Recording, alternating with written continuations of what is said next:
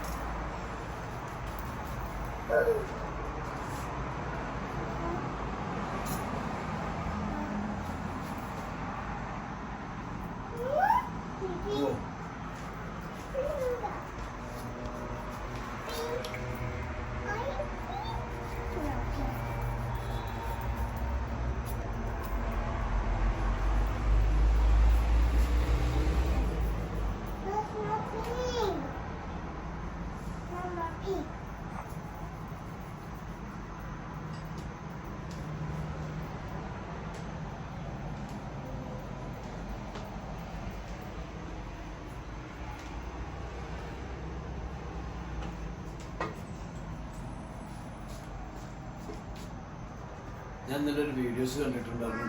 എൻ്റെ ഒരു എക്സ് വൈഫിൻ്റെ ആരൊക്കെയാ പറഞ്ഞത്. എനിക്ക് ക്ലാരിഫിക്കേഷൻ തരണം എന്നുണ്ടോയെന്ന് ചോദിച്ചു കഴിഞ്ഞാൽ എൻ്റെ ഒരു സ്വഭാവം വെച്ചിട്ടാണെങ്കിൽ ക്ലാരിഫിക്കേഷൻ തരണം എന്നുണ്ട് എനിക്ക്. പിന്നെ ഈ സോഷ്യൽ മീഡിയയാണ് നമ്മൾ എന്തെങ്കിലുമൊക്കെ പറഞ്ഞു പോയി കഴിഞ്ഞാൽ തിരിച്ചെടുക്കാൻ വലിയ പാടായില്ല. എനിവേ അവർ വീഡിയോ ചെയ്തതിലല്ല എനിക്കുള്ളൊരു ഇഷ്യൂസ് വന്നിട്ടുള്ളത്. ഞാൻ ഇതിന് മുന്നേ പറഞ്ഞിട്ടുണ്ട്. ഏറ്റവും വെറുപ്പിക്കപ്പെട്ടത് എനിക്ക് വെറുക്കാനുള്ള കാരണം, അതായത് അവർ ഉപദ്രവിക്കാനുള്ള കാരണം എനിക്ക് കിട്ടിയത് എന്താ വെച്ച് കഴിഞ്ഞാൽ അവിടെ ഒരു ബ്രദറുണ്ട്, 2 ബ്രദറുണ്ട്. ഓൾറെഡി എന്നോട് പറഞ്ഞിട്ടുള്ളൊരു കാര്യമാണ് ഇത്. കണ്ടോ, അവിടെ മൂത്ത ബ്രദർ എനിക്ക് മെസ്സേജ് അയച്ചിട്ടുള്ളൊരു കാര്യമാണ്.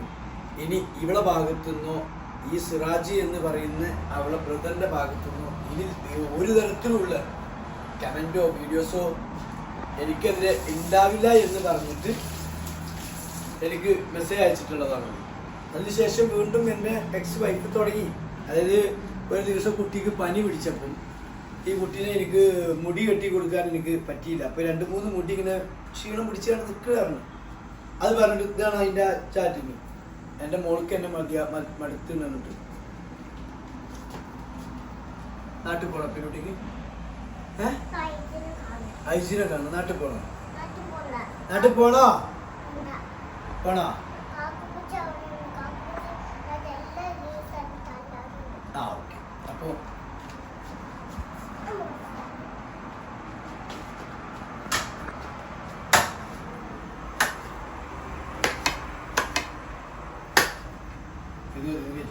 അപ്പം കഴിച്ചു.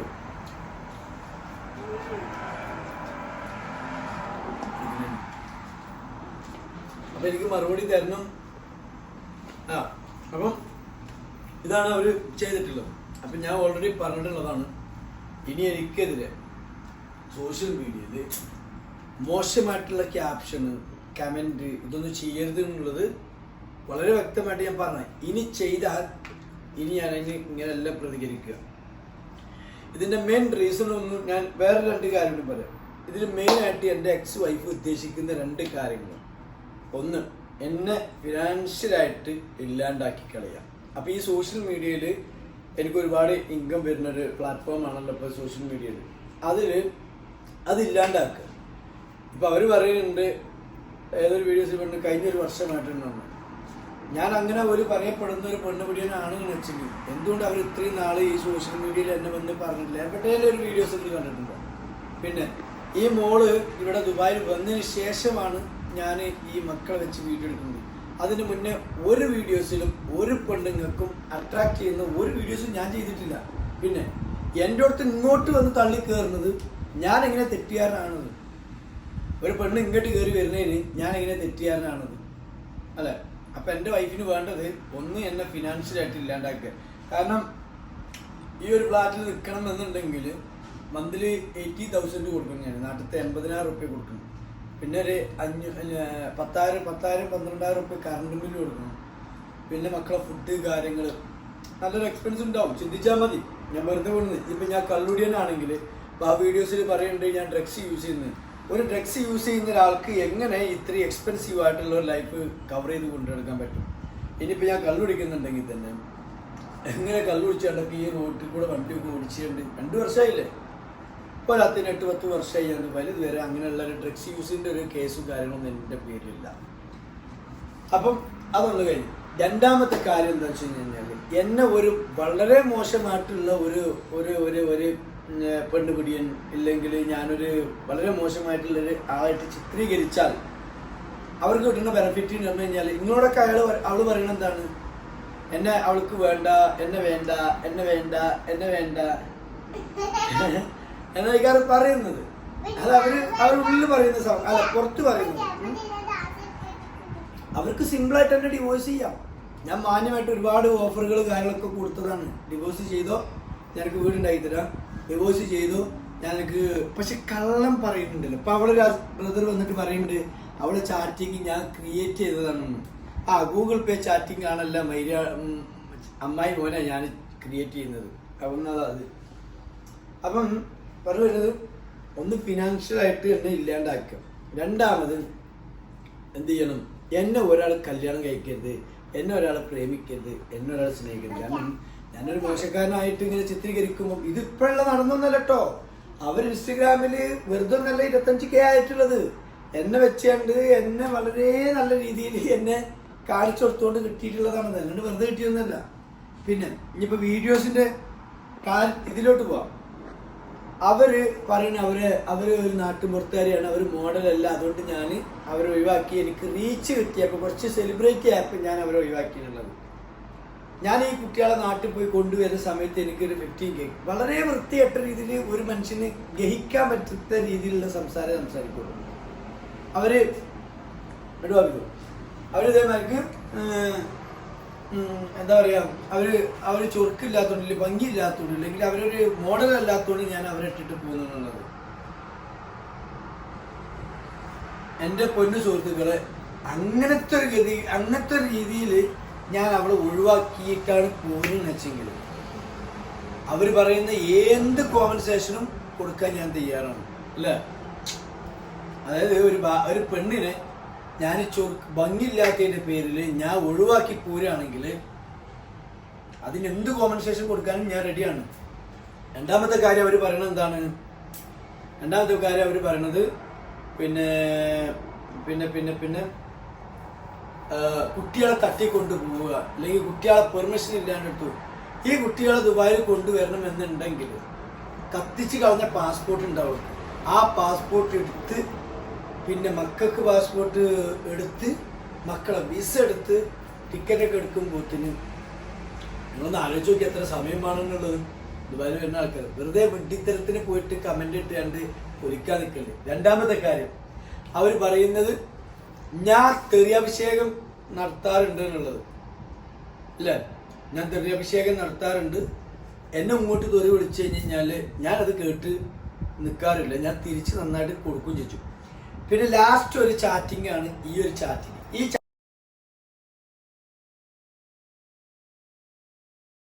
ചാറ്റിംഗ് അറിയുന്നത് ഞാൻ എന്തോ പാസ്പോർട്ടിന്റെ പേര് മാറ്റാൻ ഓക്കെ പറയൂ. ഈ ചാറ്റിങ്ങിൻ്റെ കുറച്ച് കാര്യങ്ങൾ ഇപ്പോൾ ഓള് പറയുന്നുണ്ട്. ഒരു ചെറിയൊരു കാര്യം പറയുമ്പം അതിൻ്റെ മുന്നേ നടന്ന സംഭവം കൂടി കേൾക്കണ്ടേ. അപ്പം ഈ ചാറ്റ് ഒന്ന് ഫുള്ളായിട്ട് ഇപ്പം ഈ ഇട്ടല്ലേ ചാറ്റ്, ഒരു ഗേൾ ഫ്രണ്ടിൻ്റെ ചാറ്റാണെന്ന് പറഞ്ഞിട്ട് ആ ചാറ്റിൻ്റെ ഫുള്ളായിട്ടുള്ള ഭാഗം ഞാനിതിൽ പോസ്റ്റ് ചെയ്യാം. എന്നിട്ട് ആരൊക്കെയാണ് തെറി പറയുന്നത്, എന്താണ് പറയുന്നത് എന്നുള്ളതൊക്കെ എന്ത് ചെയ്യാം ഇതിൽ ഫുള്ളായിട്ട് കേൾക്കുക. പിന്നെ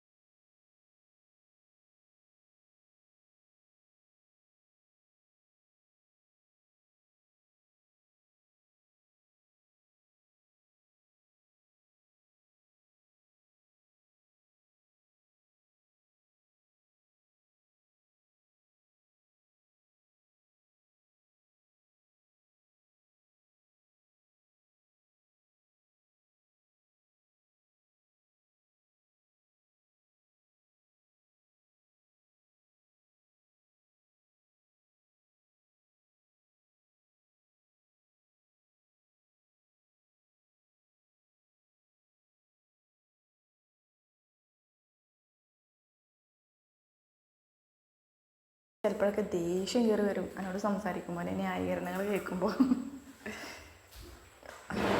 എന്തായാലും നല്ലതിനാവട്ടെ. എനിക്ക് പേഴ്സണലി എന്നോട് ദേഷ്യമൊന്നുമില്ല. എനിക്ക് ചിലപ്പോൾ തോന്നും ഞാൻ അങ്ങനെയൊക്കെ പറയുമ്പോൾ എനിക്ക് ചിന്തിക്കണ്ടാവും ഇവളെന്ത് സാധനം, അങ്ങനെ ചിന്തിക്കണ്ട. മനുഷ്യന്മാരല്ലേ, പല അവസ്ഥയാണ്, പല മൂഡാണ്, പല മനസ്സാണ്. പേഴ്സണലി എനിക്ക് എൻ്റെ മക്കളെ കാണാതിൽ നല്ല വിഷമവും കാര്യങ്ങളും ഡിപ്രസ്ഡും ഒക്കെ ഉണ്ട്. അതിൻ്റേതായ പ്രശ്നങ്ങളൊക്കെ എൻ്റെ സ്വഭാവത്തിലുണ്ടാവും ചിലപ്പോൾ. അതിൻ്റെയൊക്കെ ഭാഗമായിട്ട് കൂട്ടിയാൽ മതി.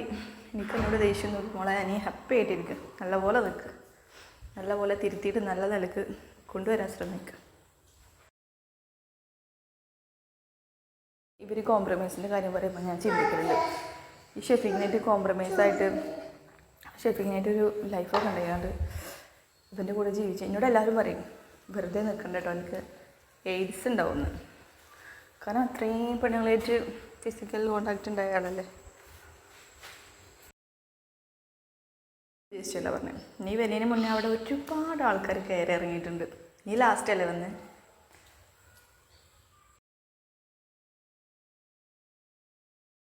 ഒരു സേഫ്റ്റി എനിക്ക് എപ്പോൾ വേണമെങ്കിലും എൻ്റെ ഹസ്ബൻഡ് എന്ന് പറയുന്ന ഷെഫീഖിൻ്റെ ലൈഫൊക്കെ എനിക്ക് കയറി വരാം.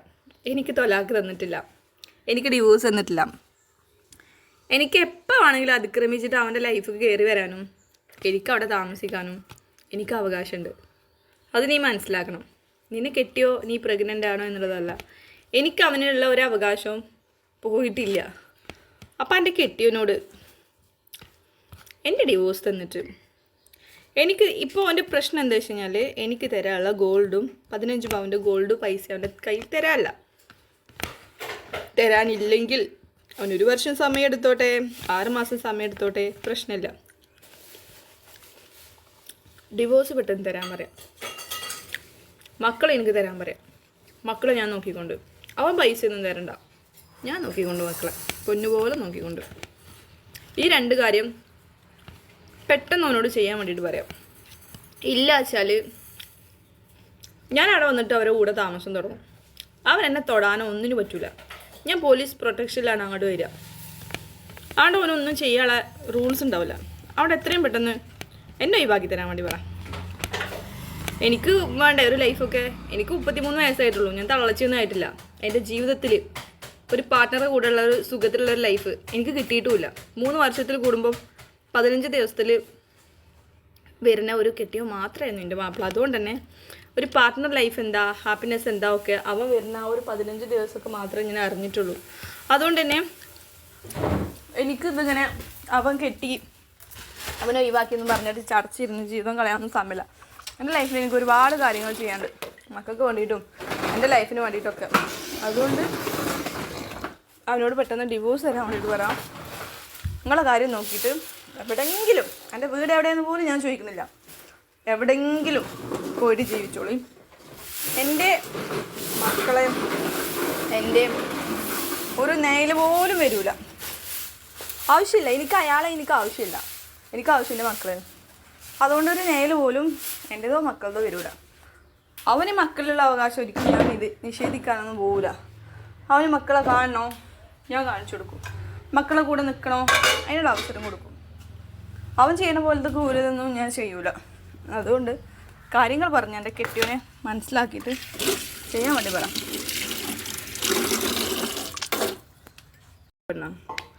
എൻ്റെ ലൈഫിൽ അവനെ കൊണ്ട് ഞാൻ നല്ലോണം അനുഭവിച്ചിരുന്നു, അവൻ്റെ പരസ്ത്രീ ബന്ധം കൊണ്ട്. ആ ഒരു വേദന അനുഭവിച്ച തന്നെയാണ് നീയും നിൻ്റെ ലൈഫിലും. അതുകൊണ്ട് മോളെ നല്ലോണം സൂക്ഷിച്ചുകൊണ്ട്. കാരണം എന്താ പറയുക, ആള് നല്ലതാണ്, ഓക്കെ, ചില കാര്യങ്ങൾക്ക് മാത്രം. പക്ഷെ ഓൻ്റെ ഈ ഒരു സ്വഭാവം അവന് മാറ്റാൻ പറ്റുമെന്ന് എനിക്ക് തോന്നുന്നില്ല. രക്തത്തിൽ അലിഞ്ഞു പോയി. പിന്നെ എൻ്റെ മക്കളെ വെച്ചിട്ട് സോഷ്യൽ മീഡിയയിൽ വീഡിയോ ചെയ്തിട്ട് അതിനെതിരെ ഞാൻ ശക്തമായിട്ട് ഞാൻ SP-ക്കും സൈബർ സെല്ലിലും കാളികാവ് പോലീസ് സ്റ്റേഷനിലും ഞാൻ കേസ് കൊടുത്തിട്ടുണ്ട്. ഇനി ഞാൻ അവൻ്റെ പേരിൽ FIR ഇടും. ഇനി അവൻ വീഡിയോ ചെയ്യുകയാണെങ്കിൽ ഞാൻ അവൻ്റെ പേരിൽ FIR ഇടും. അവനെ ഞാൻ അകത്താക്കും. ഞാൻ എംബസിക്ക് വരെ പരാതി അയച്ചിട്ടുണ്ട്. ഞാൻ ഇതിൻ്റെ പിറകെ കൂടി കഴിഞ്ഞാൽ മോളെ എൻ്റെ കെട്ടിയൊരു ജോലി പോവും, പേര് വഴിയിലാവും. പിന്നെ അവന് മാനത്തേക്ക് നോക്കി നിൽക്കാനേ പറ്റുള്ളൂ. എൻ്റെ മക്കളെ ഞാൻ കൊണ്ടുവരും ചെയ്യും. അതുകൊണ്ട് അവന് മര്യാദയ്ക്ക് അടങ്ങി ഒതുങ്ങി നിൽക്കാൻ വേണ്ടി പറഞ്ഞുകൊണ്ട് ഞാൻ ഇനിയും ഇതിന് എനിക്ക് പരിഹാരം ഉണ്ടായിട്ടില്ല. ഞാൻ തിരുവനന്തപുരം സെക്രട്ടേറിയറ്റിൽ പോയിട്ട് ഞാൻ മന്ത്രിക്ക് ഡയറക്റ്റായിട്ട് ഞാൻ പരാതി കൊടുക്കും. ഞാൻ അതിന് തുനിഞ്ഞിറങ്ങിക്കുന്നതാണ്. ഞാൻ അതിൻ്റെ പിന്നാലെ കൂടിയിട്ടേ നിൽക്കുള്ളൂ. കാരണം അവൻ ഒഴിവാക്കി അവനെപ്പോലൊരു മൈലിനെ കെട്ടിയതുകൊണ്ട് എൻ്റെ ജീവിതം കൊയഞ്ഞാട്ടായി പോയി. അവനെ എന്നെ എങ്ങനെയും മോശം പറഞ്ഞിട്ട് ഇനി മുന്നോട്ടുള്ള ജീവിതം കൂടി എൻ്റെ തകർത്തുകൊണ്ട് നിൽക്കണം. അവൻ കെട്ടി അവൻ ഒഴിവാക്കി എന്ന് വിചാരിച്ചിട്ട് എനിക്കെൻ്റെ ജീവിതം ഉപേക്ഷിച്ചിട്ട് പോകാനോ സൂയിസൈഡ് ചെയ്യാനൊന്നും പറ്റൂല. മുന്നോട്ട് തന്നെ ജീവിക്കും. കഴിഞ്ഞ 17-ാമത്തെ വയസ്സിൽ എന്നെ ജീവിതത്തിൽ കൂട്ടിയ മനുഷ്യനാണ്. 13 വർഷം കഴിഞ്ഞപ്പോഴാണ് ഭാര്യ ഏറ്റവും മോശപ്പെട്ട പെണ്ണാണെന്ന് ഓന് തോന്നിയത്. എന്തുകൊണ്ട് അതിൻ്റെ മുമ്പ് ഓൻ എൻ്റെ കയ്യിൽ നിന്ന് ഒരു മെസ്സേജോ ഒരു കോളോ ഞാൻ ആരെങ്കിലും നോക്കി ചിരിച്ചോ ഇങ്ങനെ ഒന്നും നോക്കി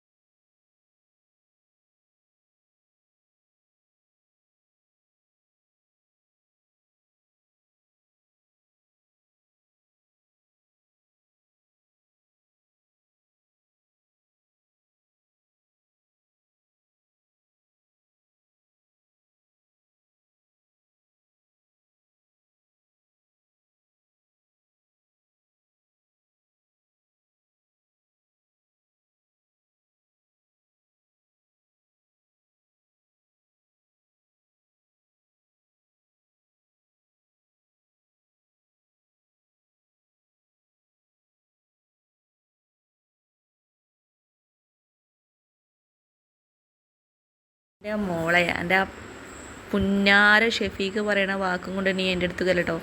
ആ പുന്നാര മോൻ്റെ അടുത്തേക്ക് എൻ്റെ പട്ടി ചെല്ലും.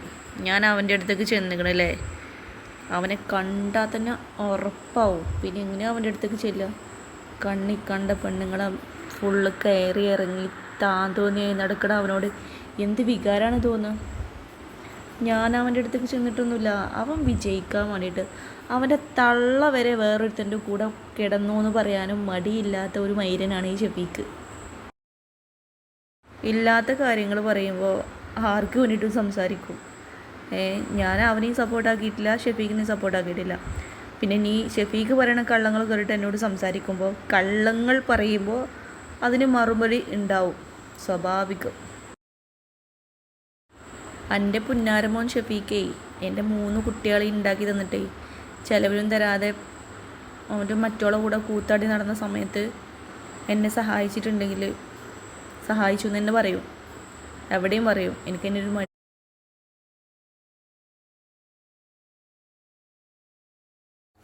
ജംഷീറിനെ ആര് വന്ന് കുറ്റം പറഞ്ഞാലും ഞാൻ സ്വീകരിക്കൂല.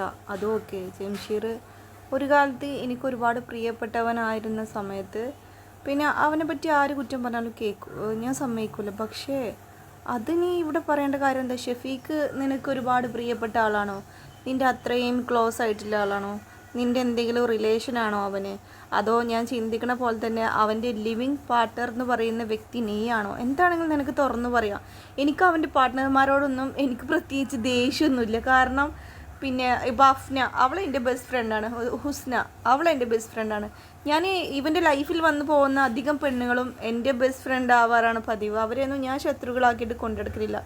അതേപോലെ തന്നെ നിനക്കും അവനോട് എന്തോ ഒരു ക്ലോസ് റിലേഷൻഷിപ്പ് ഉണ്ട് എന്നാണ് എൻ്റെ ഒരു ചിന്താഗതി. എന്താണെങ്കിലും നീ എങ്ങനെയാണോ അവനെ വിശ്വസിക്കുന്നത് അതേപോലെ വിശ്വസിക്കുക. ഞാൻ എൻ്റെ വിശ്വാസങ്ങൾ തെറ്റിപ്പിക്കാനും വരുന്നില്ല.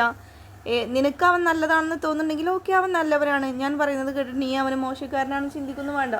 ഇപ്പോൾ നല്ലൊരു വ്യക്തിയാണെങ്കിലും മോശപ്പെട്ടൊരു വ്യക്തിയാണെങ്കിലും നമ്മൾ ഇഷ്ടപ്പെട്ട് കഴിഞ്ഞാൽ നമ്മൾ ആ ഒരു ഇതിൽ പോകും. പിന്നെ അവന് നല്ലതാണെങ്കിൽ നീ അനുഭവിച്ചോ, ചീത്തയാണെങ്കിൽ നീ അനുഭവിച്ചോ. അങ്ങനെ എന്തെങ്കിലും റിലേഷൻഷിപ്പിലാണെങ്കിൽ ഞാൻ അതിന് നല്ലതാണെന്നും പറയാൻ വരുന്നില്ല, മോശമാണെന്നും പറയില്ല. അത് നീയും അവനായിട്ടുള്ള കാര്യം. പക്ഷെ എൻ്റെ മക്കൾ അതിൻ്റെ ഇടയിൽ തട്ടി കളിക്കാൻ ആർക്കാണെങ്കിലും ഞാൻ കൊടുക്കൂല. അതിനുള്ള എല്ലാ കാര്യങ്ങളും ഞാൻ ചെയ്യുന്നുണ്ട്. അതിക്ക് ഞാൻ എത്തന്നെ ചെയ്യും. അതിൽ യാതൊരു മാറ്റവുമില്ല. എൻ്റെ മക്കളെ ഞാൻ ഒരുത്തിക്കും ഇമ്മാന്ന് വിളിക്കാനും കൊഞ്ചിപ്പിക്കാനും, നീ പറഞ്ഞ പോലെ എന്നെ കണ്ടപ്പോൾ ഉമ്മച്ചിയെന്ന് വിളിച്ചു, അതിനൊന്നും ഞാൻ എൻ്റെ മക്കളെ കൊടുക്കില്ല. ലോകത്ത് വേറെ ഒരു പെണ്ണിനെയും എൻ്റെ മക്കൾ ഉമ്മച്ചിയെന്ന് വിളിക്കുന്ന നിമിഷത്തെ ഞാൻ ഒരുപാട് ശപിച്ചു പോകുന്നുണ്ട്. അതിന് ഞാൻ എൻ്റെ മക്കളെ കൊടുക്കില്ല.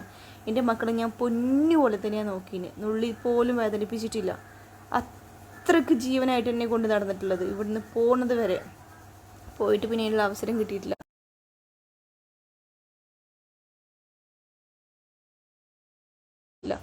അതുകൊണ്ട് തന്നെ നീ എന്ത് പറഞ്ഞിട്ടും എൻ്റെ മക്കൾ എന്നെ ഉമ്മച്ചി വിളിച്ചു, എൻ്റെ മക്കൾ ഇതുവരെ എന്നെ ചോദിച്ചില്ല, അതൊന്നും എൻ്റെ മനസ്സിനെ വേദനിപ്പിക്കണില്ല.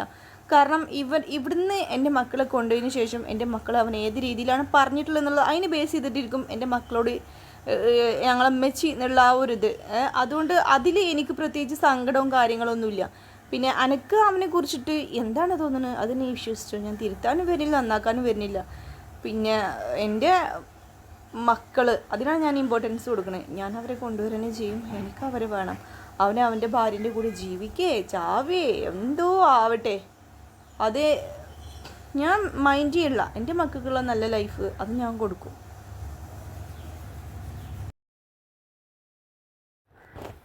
അവൻ്റെ ലൈഫിൽ ഇനി എത്ര ലിവിങ് പാർട്ട്നേഴ്സ് വന്നാലും എത്ര പെണ്ണുങ്ങൾ കടന്നു പോയാലും അവനൊരു പക്ഷേ സ്നേഹിക്കാൻ പറ്റുമായിരിക്കും. പക്ഷെ ആത്മാർത്ഥമായിട്ട് മനസ്സ് തട്ടിയിട്ട് എൻ്റെ മക്കളെ ഞാൻ സ്നേഹിക്കണതിൻ്റെ പകുതി പോലും ഒരു പെണ്ണിനും സ്നേഹിക്കാൻ പറ്റില്ല. ഉമ്മമാരെന്ന് പറയുന്ന വാക്കിനൊരു വാല്യൂ ഉണ്ട്, അതിലൊരു അർത്ഥമുണ്ട്. ആ ഒരു സ്നേഹം ഒരിക്കലും എൻ്റെ മക്കൾക്ക് ഒരു പെണ്ണിൻ്റെ അടുത്തുനിന്നും കിട്ടാൻ പോകില്ല.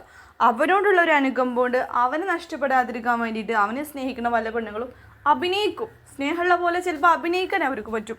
പക്ഷെ ആത്മാർത്ഥമായിട്ട് എൻ്റെ മക്കളെ ഞാൻ സ്നേഹിക്കണ പോലെയും ഷെഫി സ്നേഹിക്കണ പോലെയും വേറൊരാൾക്കും പറ്റില്ല. അതിപ്പോൾ ഞാൻ ഇനി ഒരാളെ കല്യാണം കഴിച്ചാലും എനിക്ക് വേണ്ടിയിട്ട് അയാൾ ചിലപ്പോൾ മക്കളെ സ്നേഹിക്കുമായിരിക്കും. ഷെഫി കല്യാണം പാർട്ട്നേഴ്സിനെ കൊണ്ടുവന്നു കഴിഞ്ഞാൽ ഷെഫിനെ ബോധിപ്പിക്കാൻ വേണ്ടിയിട്ട് ഷെഫിന് മക്കളെ സ്നേഹിക്കും. സ്നേഹിക്കുമായിരിക്കും. പക്ഷെ അതൊരിക്കലും എൻ്റെ മക്കൾക്ക് ഒരു ആത്മാർത്ഥമായിട്ടുള്ള ഒരു സ്നേഹം ഒരിക്കലും എവിടെ നിന്നും കിട്ടൂല, അത് ഷുവറാണ്. അങ്ങനെ ഉണ്ടാവുള്ളൂ. അത് ഞാൻ അവനോട് തന്നെ പറഞ്ഞാണ്. എൻ്റെ കാമുകിയായാലും ലിവിങ് പാർട്ണർ ആയാലും എൻ്റെ മക്കളെ സ്നേഹിക്കുന്നുണ്ടെങ്കിൽ അത് അവനോടുള്ളൊരു കമ്മിറ്റ്മെൻറ്റിനോട് മാത്രമാണ്, അതൊരിക്കലും എൻ്റെ മക്കളോടുള്ള സ്നേഹം കൊണ്ടല്ല എന്നുള്ളത്.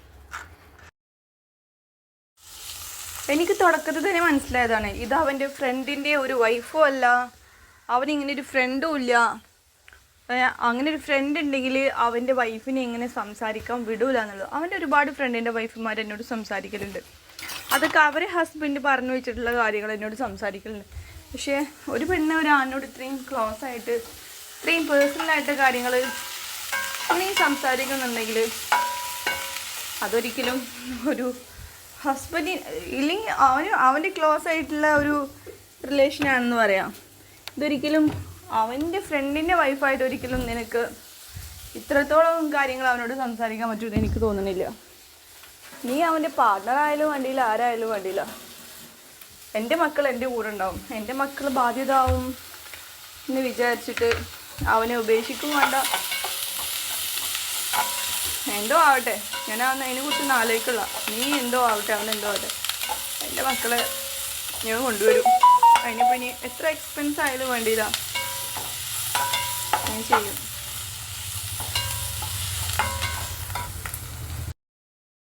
എന്നെ കൊണ്ട് ചെയ്യിപ്പിക്കരുത് എന്നുള്ളത് ഞാൻ 1000 വട്ടം നിന്നോടും നിന്റെ ആങ്ങളോടും പറഞ്ഞിട്ടുണ്ട്. ചെയ്യിപ്പിക്കരുത്. പിന്നെ എനിക്ക് വേണ്ടാന്നേ ഞാൻ പറഞ്ഞിട്ടുള്ളൂ. എനിക്ക് വേണ്ട എന്നുണ്ടെങ്കിൽ വേണ്ട.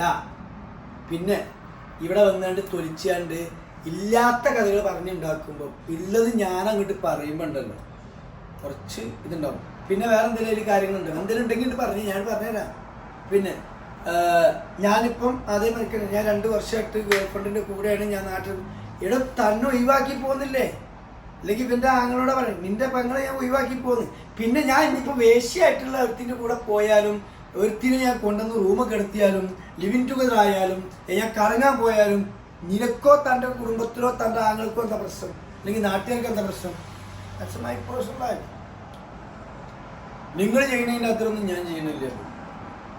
ഓ എനിക്ക് അടുക്കള പണിയുണ്ട്. വെറുതെ ചുമ്മാ നിന്ന് നെറ്റി അടിയാൽ അടിച്ചു തരും അടികളെ. വെറുതെ കിടന്നുണ്ട് ഇതാക്കുക അല്ല. പിന്നെ വെറുതെ കിടന്നുണ്ട് ഓരോന്നും ഉണ്ടാക്കി പറയാനോ.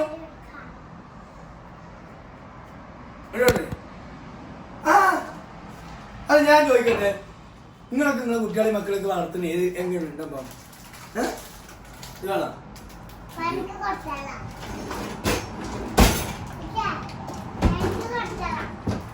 നമ്മളിവിടെ തിന്നാനും കുടിച്ചാനൊക്കെ ഉണ്ടാക്കിയ നല്ല ഇതൊന്നുമില്ല. നിങ്ങളൊക്കെ നിങ്ങളെ പെരയിൽ മഞ്ഞപ്പൊടി അരിപ്പൊടിയൊക്കെ ഉണ്ട്. എന്റെ വഴിയിൽ ഇതാക്കുന്നത് ഫുള്ള് സ്റ്റോക്കാ. ഫുള്ള് സ്റ്റോക്കാ ഇവിടെ ഒക്കെ. ഇതല്ല ഫുള്ള് സ്റ്റോക്കാ. മാഗി മറ്റത് മറിച്ചത്. പിന്നെ ഇനിയിപ്പോൾ ഇവിടെ നോക്കുകയാണെങ്കിൽ ഇങ്ങനെ കാണിച്ചു കൊടുത്തത് ഇത് നോക്കുകയാണെങ്കിൽ ഞാണ്ടോ പാത്രം കേൾക്കണത് ഇനി സോപ്പ് കാര്യങ്ങൾ ഓക്കെ. ഇനി ഇത് നോക്കുകയാണെങ്കിൽ ഇത് കരിയാണ്. ഇത് അരി സാബൂന് അങ്ങനെ ഇങ്ങോട്ട്.